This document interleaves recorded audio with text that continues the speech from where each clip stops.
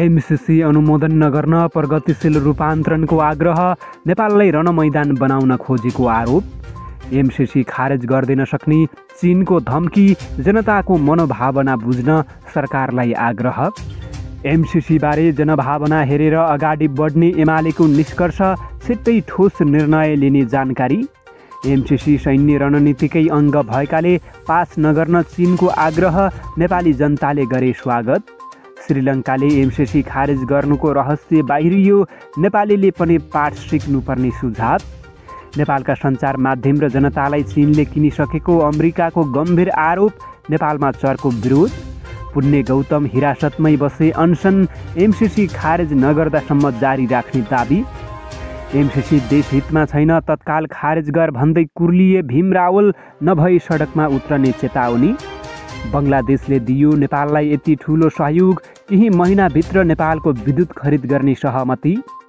चर्चित पत्रकार रवि लामिछानेले भने, म एमसीसीकै विपक्षमा छु, टेलिभिजनको व्यस्तताले गर्दा मात्रै नबोलेको हुँ, अन्य भ्रम नफैलाउन आग्रह। देउबा र फातिमा बीच सहमति भइसक्यो भन्दै कुर्लिए ज्ञानेन्द्र शाही, फातिमा फर्कदैमा आन्दोलन नरोकिने जानकारी। हुम्लाको सीमा विवादलाई लिएर चीनले जनायो आपत्ति, नेपाली काङ्ग्रेसलाई पठायो पत्र।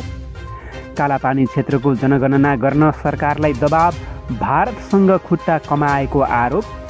बजेट छलफलमा भाग लिँदै सांसद सुवालले भने, एमसीसी स्वीकार गर्न सकिँदैन, एमसीसी अमेरिकी सैन्य रणनीतिकै अङ्ग हो र एमसीसी पास नै देश विकासको हतियार हो। बाबुराम भट्टराई, यथाशक्य पास गर्न अपिल। नमस्कार, ग्रेटर नेपाल टिभीले तयार पारेको न्युज अपडेटमा यहाँलाई हार्दिक स्वागत छ। अब सुन्नुहोस् पुरा समाचार। प्रगतिशील रूपान्तरण आन्दोलन नेपालले अमेरिकी सहयोग परियोजना एमसीसी सम्झौता अनुमोदन नगर्न सांसदहरूको ध्यानाकर्षण गराएको छ। एमसीसी सम्झौतामा नेपालको सार्वभौमिकता, राष्ट्रिय सुरक्षा र समान राष्ट्रिय हैसियतमा हानि पुर्याउने खालका शर्तहरूका कारण यसको तीव्र विरोध भइरहेको प्रगतिशील रूपान्तरण आन्दोलनको ठहर रहेको छ। रूपान्तरण आन्दोलनका संयोजक श्याम श्रेष्ठले विज्ञप्ति जारी गर्दै हालै एमसीसीका उपाध्यक्ष फातिमा सुमार लगायतका उच्च पदाधिकारीहरू नेपाल आएर राजनीतिक दलका नेताहरूको घर घर धाउनु अनौठो परिदृश्य भएको बताएका छन्।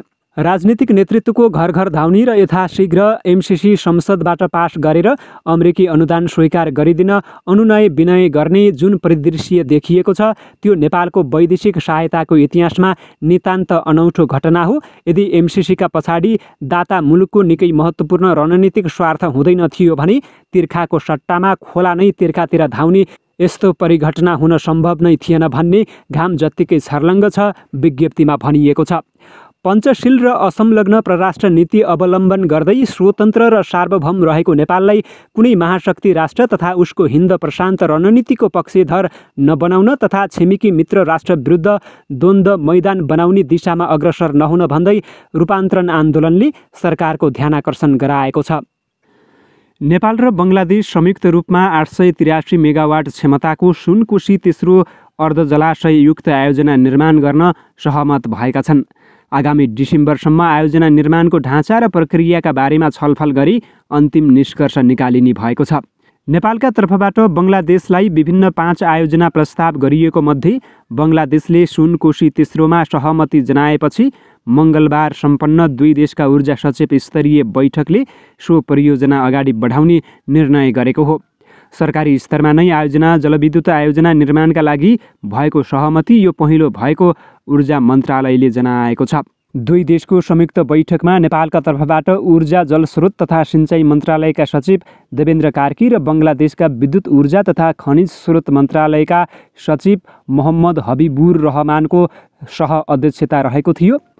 नेपाल र बङ्गलादेशको सोमबार सम्पन्न सचिव स्तरीय बैठकले दुई ठूला आयोजनामध्ये एक परियोजनालाई संयुक्त लगानीमा निर्माणका लागि प्रस्ताव गरेको थियो। त्यसमा सुनकोशी तेस्रो र खिम्ती शिवालय थिए।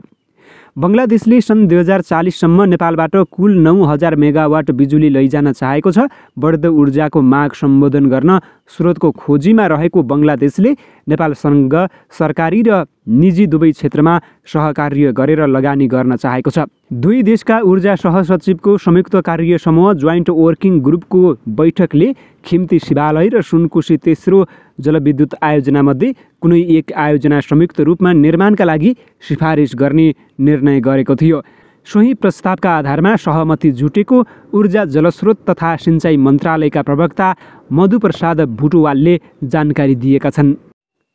अमेरिकी सहयोग भनिएको मिलेनियम च्यालेन्ज कर्पोरेसन एमसिसी कुनै पनि हालतमा पास नगर्न चीनले नेपाललाई आग्रह गरेको छ।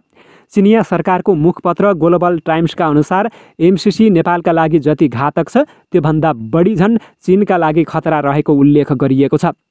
मूलत चीनलाई विभाजन गर्ने र नेपाललाई रणमैदान बनाउने अभिप्रायले यो सहयोग आउन लागेकाले तत्काल यसको खारेज गर्न भनिएको छ। चीन तत्कालका लागि भन्दा पनि दीर्घकालीन सोच लिएर अघि बढिरहेकाले नेपालका नेताहरूले पनि एकपटक गहिरिएर सोच्न आग्रह गर्दछौँ, उक्त विज्ञप्तिमा भनिएको छ। साथै एमसिसी तत्काल खारेज गरेर चीनसँग BRI परियोजनालाई अगाडि बढाउने विषयमा छलफल गर्न पनि भनिएको छ। साथै एमसिसी तत्काल खारेज गरिएमा 1 खर्ब बराबरको अन्य सहयोग पनि उपलब्ध गराउने चीनले घोषणा गरेको छ।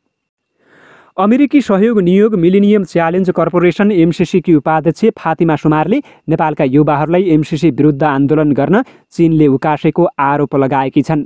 आज स्वदेश फर्किएसँगै भ्रमणबारे जानकारी गराउने क्रममा सुमारले चीनले नेपालका गरिब युवाहरूलाई प्रयोग गर्दै अमेरिका विरुद्धका गतिविधि गर्न पैसा बाँडेको र त्यही पैसाको भरमा नेपाली युवाहरू र सञ्चार माध्यमहरू अमेरिका विरुद्ध उत्रने गरेको गम्भीर आरोप लगाएकी छन्। नेपाल र नेपालीको हितमा रहेको एमसिसी परियोजना मार्फत नेपाललाई अमेरिकाद्वारा हुन लागेको अनुदान सहयोगका बारेमा चीनले नेपाली युवाहरूलाई भ्रम छर्दै पैसा बाँड्दै गरेको छ, तर यसले हामीलाई कुनै असर गर्दैन। सरकारसँग मोटामोटी सहमति भइसकेको छ, एमसिसी पास भएर छाड्छ, फातिमाले भनेकी छन्। नेकपा एमालेका प्रवक्ता प्रदीप गेवालीले नेपाली जनताको भावना हेरेर मात्र एमाले एमसिसीको विषयमा निर्णय लिने बताएका छन्। मङ्गलबार एमाले जिल्ला कमिटी कपिल वस्तुले आयोजना गरेको अगुवा कार्यकर्ता भेलालाई सम्बोधन गर्दै गेवालीले एमसिसी निर्णयमा कुनै हतार नगर्ने बताएका छन्। एमसिसी प्रधानमन्त्री शेरबहादुर देउबा नेतृत्व सरकारको पालामा सहमति भएको र सरकारले गरेको काम भएकाले मात्र आफूहरूले अगाडि बढाएको उनले दाबी गरे। एमसिसी पास गर्ने सरकारको दायित्व रहेको भन्दै सम्झौता राम्रो लाग्छ भने बहुमतले पारित गरेर देखाउन आग्रह समेत गरे। उनले आगामी निर्वाचन जित्नको लागि कार्यकर्ताहरूलाई उत्कृष्ट काम गर्न निर्देशन समेत दिए। उनले एमालेमाथि देखिएको घेराबन्दी अस्थायी प्रकृतिको रहेको जिकिर गरे। अभिनेता राजेश हमालले हाल चर्चामा रहेको मिलेनियम च्यालेन्ज कर्पोरेसन एमसिसीप्रति आफ्नो धारणा राखेका छन्। उनले शुक्रबार मध्यरातमा एक भिडियो फेसबुकमा पोस्ट गर्दै नेपाली भावनाप्रति संवेदनशील हुन अमेरिकासँग आग्रह गरेका छन्। आफ्नो छविप्रति अन्य राष्ट्रका नागरिकहरूको विश्वास दिलाउन र असन्तुष्टिलाई स्पष्ट पार्ने भूमिका हुन्छ। यो भूमिका निर्वाह गर्न अमेरिका तयार हुनुपर्छ, किनकि कुनै राष्ट्र र अमेरिकाको चाहना र भावना विपरीत गरिएको क्रियाकलाप कहीँ पनि सौहार्दपूर्ण हुँदैन। नेपाल सरकार र अमेरिकाले एमसिसीबारे प्रस्ट्याउनुपर्छ, हमालले भनेका छन्। उनले अमेरिका नेपालीको भावना र असन्तुष्टिप्रति संवेदनशील हुन आवश्यक रहेको उल्लेख गरेका छन्। नेपाली जनताको भावनालाई चित्त नबुझाइकन गरिएका क्रियाकलापहरू दूरगामी असर पर्नेछ, एक किसिमको प्रतिउत्पादक पनि हुनेछ, उनले भनेका छन्। हमालले नेपालको विगत र वर्तमानको परराष्ट्र नीति असंलग्नता र पञ्चशीलमा आधारित रहेको स्मरण गर्दै नेपाल सबै राष्ट्रसँग मैत्रीपूर्ण र सौहार्दपूर्ण सम्बन्ध कायम गर्ने पक्षमा रहेको जनाएका छन्। नेपाली जनतामा एमसिसीले नेपाली सार्वभौमसत्ता र आफ्नो स्वतन्त्रतामाथि प्रत्यक्ष हस्तक्षेप हुने भएको महसुस गर्नुभएको छ। यो स्वाभाविक पनि हो। त्यसकारण राष्ट्रको नागरिकको चाहना भावना विपरीत कुनै क्रियाकलाप गरियो भने त्यसको दीर्घकालीन असर पर्न सक्छ, उनले भनेका छन्। आफूलाई सामाजिक अभियन्ता बताउँदै आएका पुण्य गौतम प्रहरी हिरासतमा अनसन बसिरहेका छन्। भदौ 27 पक्राउ परेका गौतमलाई महानगरीय प्रहरी वृत्त नयाँ बानेश्वरको हिरासतमा राखिएकोमा त्यही अनसन थालेको एक प्रहरी अधिकारीले बताएका छन्। अभियन्ता भन्दै युट्युबमा अन्तर्वार्ता दिँदै हिँड्ने गौतमलाई प्रहरीले अमेरिकी परियोजना एमसिसीको विरोध गरेको आरोपमा बानेश्वरबाट पक्राउ गरेको थियो। प्रहरीले उनलाई सार्वजनिक हित विरुद्ध कसुर गरेको मुद्दामा हिरासतमा राखेको हो। गौतमले हिरासतमा अनसन बसेको तथ्य भने प्रहरीले लुकाएको छ। महानगरीय प्रहरी परिसर काठमाडौँका एसपी रमेश बस्नेतले अनसन बसेको थाहा नभएको दाबी गरेका छन्। नेकपा एमालेका प्रभावशाली नेता भीम रावलले एमसिसी देशहितमा नभएको बताएका छन्। आज एक अनलाइन मिडियासँगको अन्तर्वार्ताका क्रममा उनले यस्तो बताएका हुन्। एमसिसी इन्डो प्यासिफिक स्ट्राटेजीको अङ्ग भएकाले यसमा हतारिएर पास गर्न खोजे देश अमेरिकी उपनिवेश बन्ने चेतावनी दिएका छन्। पश्चिमाहरूले चीन घेर्ने रणनीतिका साथमा यो कम्प्याक्ट अघि सारेको र दबाब दिएको बताउँदै उनले तत्काल खारेज नगरे देशभक्त नागरिकको हैसियतले आफू पनि सडकमा जान सक्ने उद्घोष गरेका छन्। र सामाजिक अभियन्ता एवं हाम्रो नेपाल हामी नेपालीका संयोजक ज्ञानेन्द्र शाहीले देउबा र फातिमा सुमारबीच गोप्य सहमति भइसकेकाले फातिमा जाँदैमा आन्दोलन नसेलाउने बताएका छन्। हवस् त यिनै खबरसँगै ग्रेटर नेपाल टिभीले तयार पारेको न्युज अपडेटको समय सकिसकेको छ। मलाई पनि आज्ञा दिनुहोस्। नमस्कार।